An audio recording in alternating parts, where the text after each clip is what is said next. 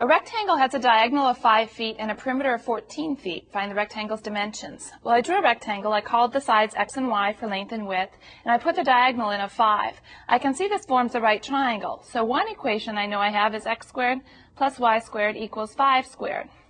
Then I also know that the perimeter is 14, so that means 2x plus 2y equals 14.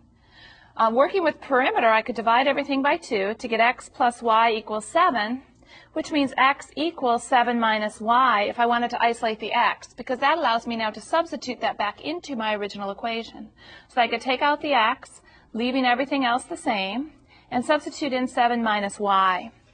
When I do that, I have multiplying out 7 minus y times 7 minus y would give me 49, then minus 7y and minus 7y will be minus 14y, and then plus y squared, plus the other y squared equals 25.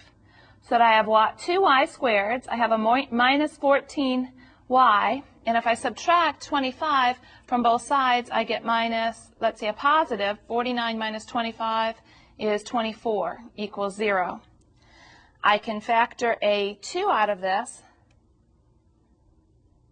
to have 2, and then y squared minus 7y plus 12 equals 0. And see that this now factors into y minus 3 times y minus 4.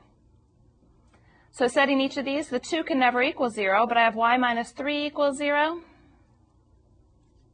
and y minus 4 equals 0. So y equals 3 and y equals 4 are two possible dimensions. Going back to x equals 7 minus y, so that could be 7 minus 3, which is 4. So I could have x equals 4 when y equals 3, or x equals 7 minus the y of 4 gives me 3, so I could have the same idea, this time x equals 3 when y equals 4. So either way, I have a length of 3 and a width of 4, or vice versa. So 3 and 4 are the dimensions of this particular rectangle.